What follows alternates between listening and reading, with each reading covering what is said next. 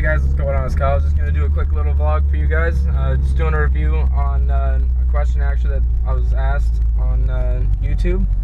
All right, there. Where are you from? Kentucky? Is that what that's saying? Newfoundland. Why do you have a New York plate on? That doesn't even make sense. Not even remotely. How do you have a car from Newfoundland that, oh, there is rust on it. It's like a 2015 that's already got rust on it. That's how salty it is in Newfoundland. They're just born with salt, like crusty people. So I'm here to answer a question actually from some passing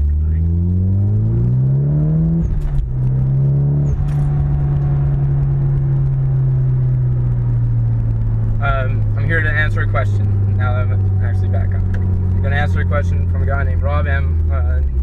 He messaged me through a comment on YouTube.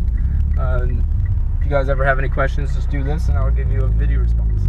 So he asked me what I thought of the Cobb Stage 2 tune on the car now that I have it all on there and I've been driving it for a little bit. And he also asked me what I thought of my buddy Mercier's exhaust note on his Evo that he got. He got the Cobb Stage 3 package from Cobb and he put it on the car. So I'll start with mine. I like the tune on the car. It's a very safe and very general tune. It's not like car specific. Mine, like you can still go into the Cobb and you can pick out the parts that you have online, and they give you like a little code, and then you can go into the Cobb tuner itself and you can tell it, okay, I have this downpipe with this. This is the code. I have this test pipe. I have this exhaust. I have this intake, etc. And you can tune your car using that. It makes it a little bit more car specific, so that's nice. But and basically it's still a very safe tune, like I was saying. Like it wants to make sure that you're not gonna run lean, like, ever, so it makes you run rich. Like your AFR, like I'd love to get a gauge on this thing. I wouldn't be surprised if it's like just out to lunch, like fuel ratio wise. It's definitely not lean ever, because I'm shooting fireballs like quite often. I was out on a drive last night and I was shooting fireballs like a champion, I guess. Like it looked like something out of Harry Potter, just like the fuel economy is like non-existent on the car. I get maybe 300 to 350 kilometers to a tank, which is tiny. Wow, nobody knows how to use a traffic circle around here. Ugh, people make me so upset. So, like I said, I get maybe 300 to 350 kilometers to a tank, and like that's barely there. When I first turn on the car and like I first fill it up, it's like, you're gonna get 410. I'm like, yeah, woo! And then it doesn't happen. So it kind of sucks for that. So I'm looking into getting a Pro Tune. Pro Tune, I guess, is really good for, well, your car. A buddy of mine had a Cobb Stage. I think he had a 2 on at the time. He might have had a 3. But he was saying he had the exact same thing, like exact same fuel economy, and he was driving a Mazda Speed 3. And as you know, it's not an Evo, and it's a lot better on gas. So for him to get the exact same or like comparable fuel mileage to mine, that's kind of saying something.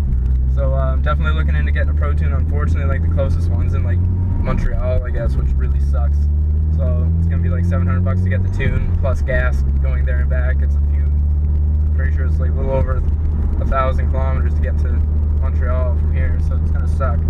But Mercier, the guy that has the Cobb Stage 3 kit, wants to go get a Pro Tune anyway, probably next year in the spring. So it might be a road trip out there, which will be a lot of fun, but it's gonna be very expensive. Now, talking about Mercier's Evo, I love the sound of his Evo. Like, it is amazing. If you guys haven't heard it, just go look at it. It's 350 wheel horsepower Evo on YouTube, and you'll see my name on it. Whether it is 350 wheel horsepower, we're not sure, but that's what the kit advertises. That's what your Evo is going to accomplish, is about 350 all-wheel horsepower, which is not bad at all. You still have to get it tuned, or a dyno, sorry, to like actually make those numbers real, but that's what it was advertised, so that's what we're going to say it is, because, well, that's what he wanted. So it sounds awesome. Like the quad tip on the Evo sounds awesome. People that get into quad tip are trying to kind of mimic or reach to the level of what the Subaru has with the quad tip exhaust. Unfortunately, where the Subaru has the unequal length headers, it sounds way better. It is awesome on the Subaru. It sounds amazing. I love the sound of it, but you lose power actually with having unequal length headers. So as soon as I go to the equal length headers, then it sounds like a normal car, which is funny. So I really do like the sound on the Evo though. It sounds mean, and it's very, very cost effective too, because he spent like $1,500 on it or something silly like that, and he got a whole new kit and he got a completely different car out of it. Like, it's awesome. Whereas I got headlights and they don't even work properly. So definitely love the tunes on the cars. Like, they really open up the car like anything would if you're playing with the performance of a car, right? And you're changing the computer, like, hey, give me more fuel, you're gonna go faster. Like, that's how it works.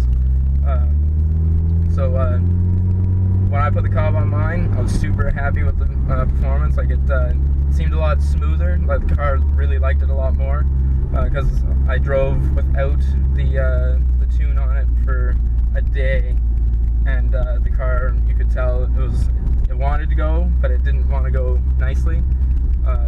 It accelerated all right, but when I was like really in the high RPMs, you could tell it was just like, there's something wrong here, because I hadn't quite figured out that it didn't have a cat yet. So when I finally figured it out, I was like, all right, I'll put the tune on. I put the tune on, and the car was just like, oh yeah, now we're talking. So once I put the tune on, it felt a lot better. The car really woke up then, because it was like, yeah, all right, now I'm in a happy place. This is a good spot for me. I was like, sweet. So the car's been working awesome, other than like the bad fuel economy. That's the only thing that I can really say about it. But when you're building, race car, you don't really worry about the fuel economy. Mercier has the same complaint about it, bad fuel economy, but he loves the car, loves how it drives, and I really like how it drives too. He's got the MR, so it's really smooth anyway, but yeah, the sound of it sounds amazing, and for the money that you spend, you really can't make it any better than that. So other than that, guys, I hope that answers your question there, Rob. Thanks a lot for giving me an awesome idea for this week's video, and if you guys have any more questions, just feel free to comment, and yeah, I'll see you guys next week. Cheers.